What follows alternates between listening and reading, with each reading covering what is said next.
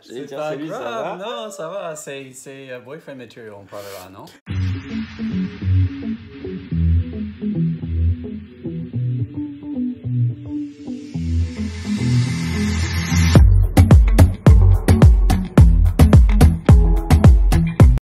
Bonjour Buck, Bonjour et bienvenue. aux Conversations Roses, Très bien, et aujourd'hui on parlera de... boyfriend matériel. Ah oui, c'est une histoire... Attends, on n'a pas dit de qui c'était? Oui, je suis excité, c'est bon.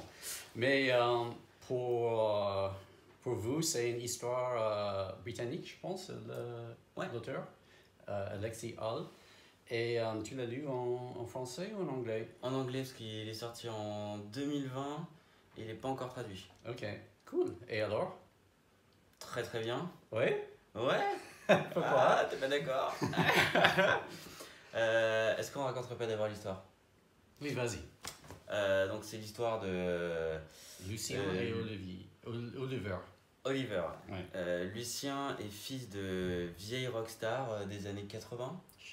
Oui, plutôt 70, 80, oui. Ouais, avec Complètement fictif. Tout à fait. Ouais.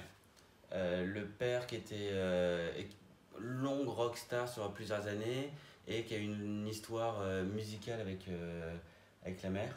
Un peu à la Fleetwood Mac, ils sont séparés. Lui, il a continué son histoire tout seul.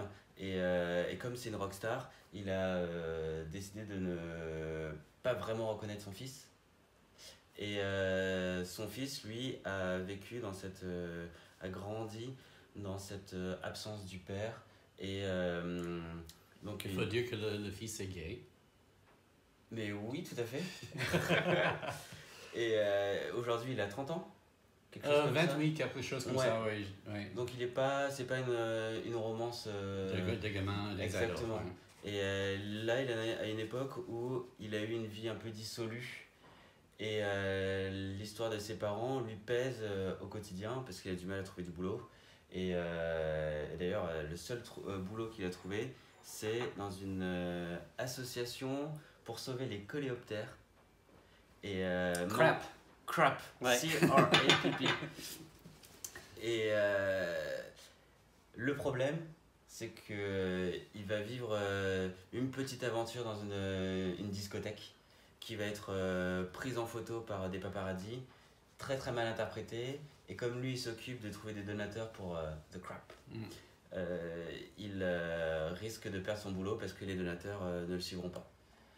Donc il faut qu'il change d'image. Et pour cela, un de ses collègues, Alex, lui suggère de trouver un faux petit copain. Et puis, dans l'histoire, il y a aussi notre personnage, il s'appelait Oliver, qui est complètement différent. Il est le contraire, en fait, de Luke.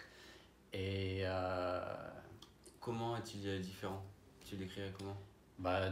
d'abord, il est assez sérieux. Et aussi, il a une vraie carrière comme avocat. Aussi, il est tellement carré avec sa vie personnelle. Luke, il a une vie complètement débordée avec sa vie personnelle et avec son appartement. C'est une réflexion de sa vie personnelle. Par contre, Oliver, il a une très bonne situation personnelle.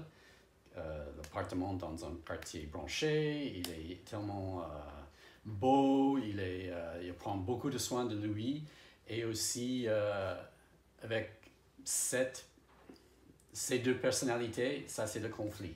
Oui. Et puis, je veux savoir, à ton avis,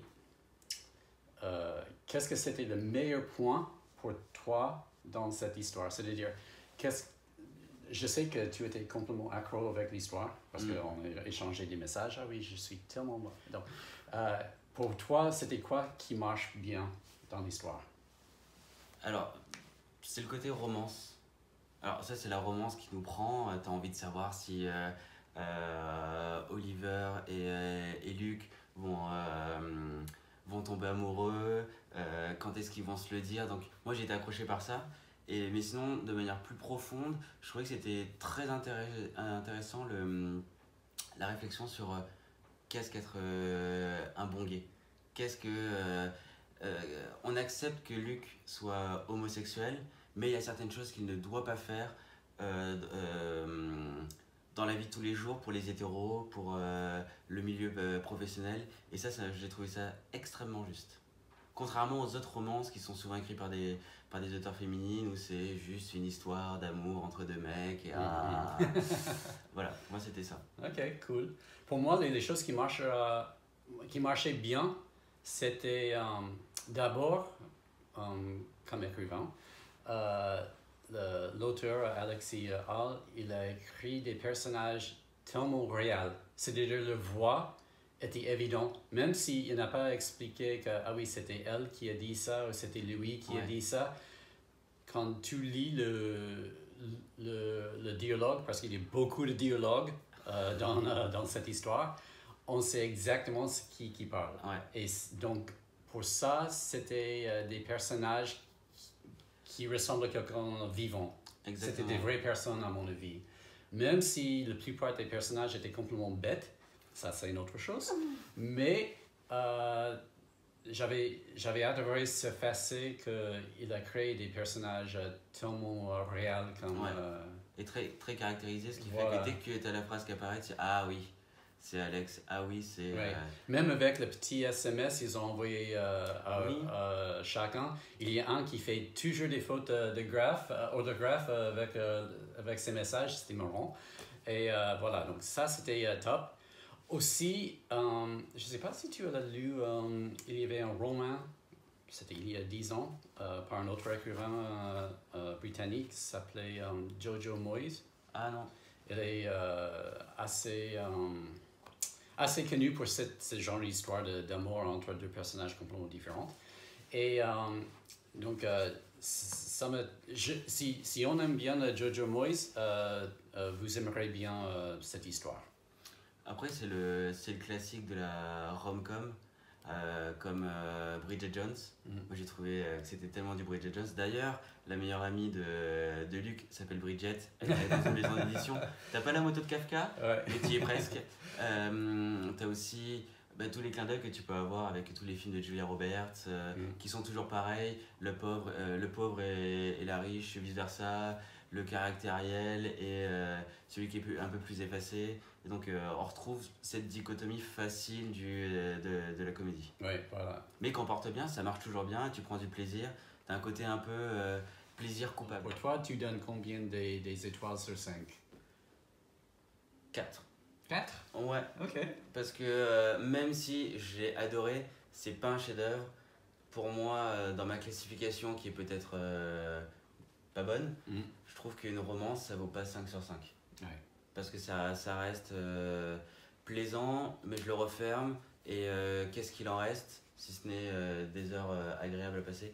Pas grand-chose, ça n'a rien changé en moi. Mais j'ai passé un très très bon moment. Tu as pleuré au fin ou non? Un peu.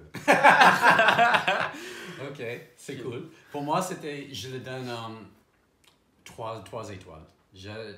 Oui, 3 étoiles. Plutôt parce que, comme j'ai expliqué, mais en gros, c'était pas mal. Et voilà. Donc, c'est quoi le prochain qu'on va faire pour la semaine prochaine, ou le mois prochain, je dirais? Ce sera... Arrêtez... Ah oui. Arrête avec tes mensonges. Voilà. C'est ça? Oui, Arrête c'est avec ça. tes mensonges. Oui. De Philippe Besson. Donc, abonnez-vous à notre page. Oui, exactement. Laissez des commentaires. Et likez. partagez avec tes potes. Et à la prochaine. À la prochaine.